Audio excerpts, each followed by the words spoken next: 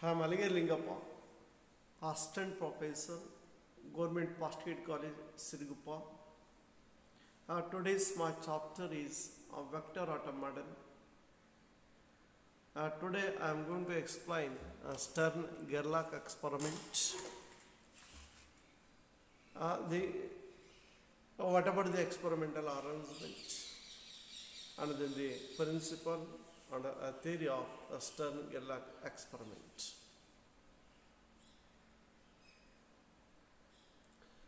So Stern-Gerlach experiment, he devised an experiment to study the deflection of beam of atomic rays in a non-homogeneous magnetic field. This provides a direct and most conveniencing proof of the essential features of the vector model of the atom. So that means the Stern-Gerlach experiment which gave an idea about vector atom model. Then what about the principle and the theory? According to the vector atom model, every atom is to be regarded as an elementary magnet. The magnetic moment arising from the orbital and spin motion of the electron. If such an atomic magnet is placed in a non-homogeneous magnetic field, then each pole of the magnet experiences a different force. This results in a translatory displacement of the atom when the atom moves in a magnetic field. This is in addition to the rotation of its axis into the direction of the field. Thus, the atom is deviated from its straight line, straight path. So, because the electron, what about the electrons which are present in an atom, they exhibit both a spin motion, that means orbital motion, that means a complex motion. Because of orbital and spin motions of the electron, so which acts as a mini magnet. When this atom is placed in the magnetic field, that means a variable magnetic field, that means a non-homogeneous magnetic field. So due to interaction between the magnet of the atom and the external magnetic field, so that means the atom which are displaced in the magnetic field in different directions.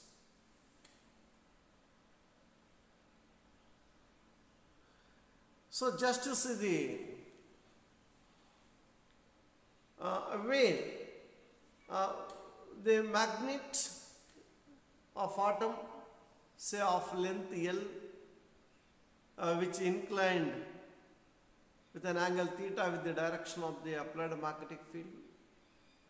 So where non-homogeneous magnetic field, the magnetic field varies from B to B plus dB by dx L cos theta. Then which experiences the torque, that means the couple. PB and P into B plus dB by dx L cos theta. This is the two forces which are acting at the ends of the magnet.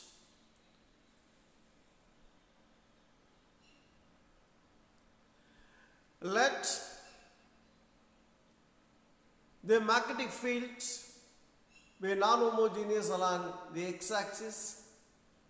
So the dB by dx is the field gradient.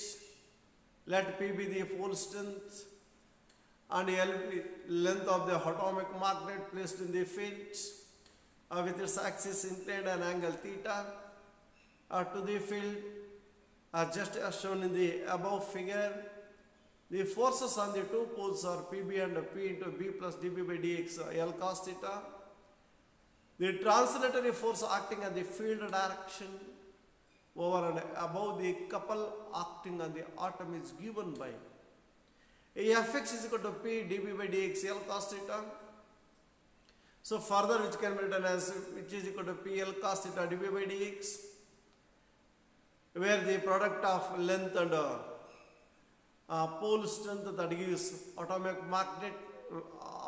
magnetic moment, so that m cos theta dB by dx, where m is the mass of the let m is the mass of the atom and v its velocity of motion normal to the field, that means the perpendicular direction of the applied magnetic field.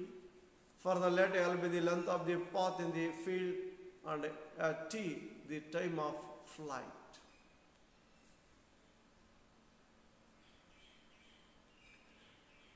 Then acceleration, so Ax which is equal to force by mass by the basic definition, which is equal to Fx by m. Ax is equal to m cos theta by m into dB by dx. The displacement dx of the atom along the field direction at the end of the time t is given by dx is equal to half Ax into t square.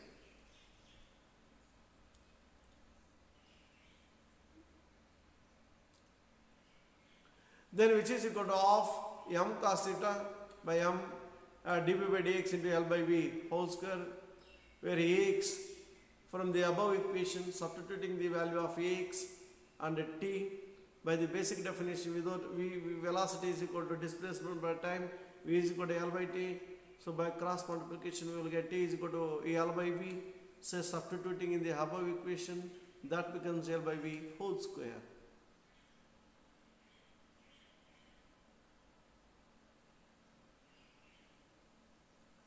Then displacement dx is equal to 1 by 2 into mu by m dB by dx into L by v whole square. If m dB by dx, L and v are known, then by measuring dx we can calculate mu. Further, since dx is proportional to dB by dx, displacement of the atom in the magnetic field is directly proportional to magnetic field gradient. So the rate of change of magnetic field with respect to distance, so is known as a magnetic gradient, magnetic field gradient. The amount of deflection will be depend on the inhomogeneity of the field. This means that the field gradient should be as large as possible, even to produce a small measurable displacement. This was achieved by specially designed pole pieces by Stern and Gerlach.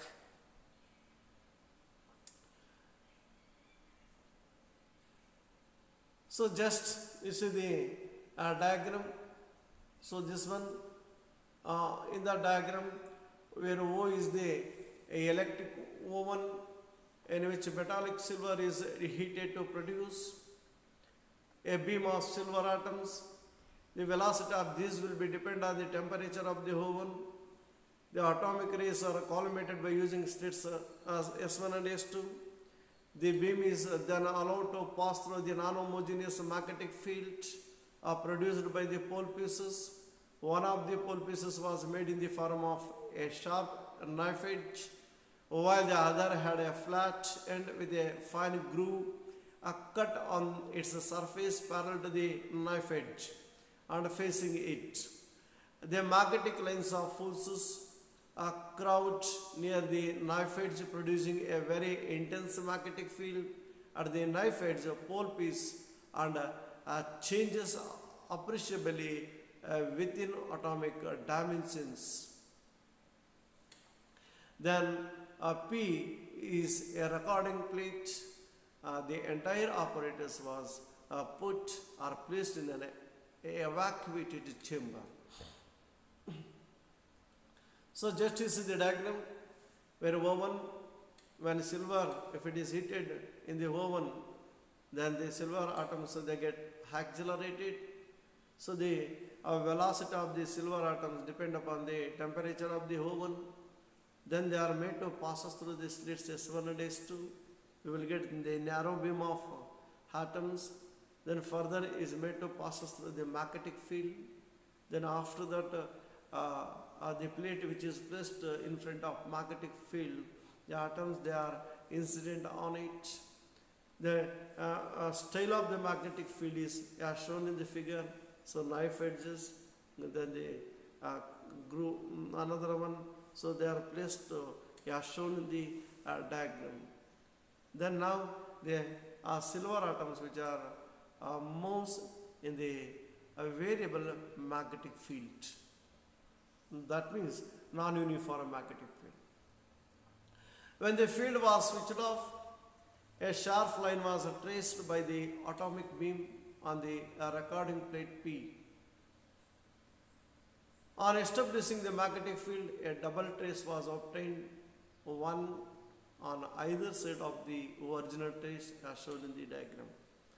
So just to see the diagram A and B, where A, which is the sharp line which obtained in the absence of the magnetic field. If suppose there is no magnetic poles, then that means in the absence of the magnetic field, only we will get a sharp line on the plate. If suppose the magnetic field is applied, now the atoms which moves in the magnetic field, then a double trace is obtained on the plate. So just as shown in the figure B. The irregularity on the right hand trace is due to the irregularity of the magnetic field near the knife edge pole piece, and the convergence on the top and bottom is due to the fact that the magnetic field decreases. So just that is due to where what about it like a convex lens because of non-uniform magnetic field applied to the flow of that means the motion of atoms. Transversely from the trace, the deviation dx of the beam was measured accurately, knowing m, l, v, and dB by dx. M for silver was calculated. It was found to be equal to 1 Bohr magneton for silver. This confirms the electron spin concept of the vector model.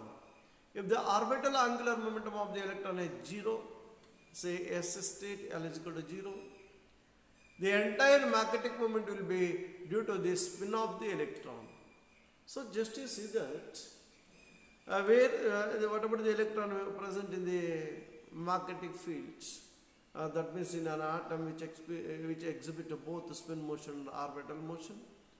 If L is equal to 0 for a S state, that means where whatever the magnetic field or magnetic moment due to atom is only depend on the spin motion of electron. Therefore, the atomic beam will be deviated by the magnetic field depending on the orientation of MS or the orientation of S relative to the magnetic field. The result is that the atomic beam is split into two by the non-uniform magnetic field. This shows that, so just to say that when the deflection of the charge in the magnetic field which depend upon the nature of the its motion. One, the electron which moves in the direction of magnetic field, another one which moves in the direction of opposite to the magnetic field, that means they are in anti-parallel. So-called one is plus off, another one is minus off. Because of that, we will get two lines on the plate. The electron spin may have only two orientations relative to a given direction, either parallel or anti-parallel. So further, the experiment also provides a direct proof of the idea of space quantization, since J is equal to off in the present case. There are 2J plus 1 is equal to 2. There are only two orientations. So just you see the left and right orientations. So that means the experiment which provides the information about space quantization and also a spin, that means a parallel spin and an anti-parallel spin, so those things are possible orientations of J in the magnetic field. Hence the beam splits into two in the magnetic field. So just, that is 10 Gerlach experiment to give an idea, excellent idea about the spin motion of the electron and spatial quantization, that means the orientation of the number of orientations in the presence of magnetic field. Because of L is equal to 0, that means there are only two orientations, so 2j plus 1, so like that.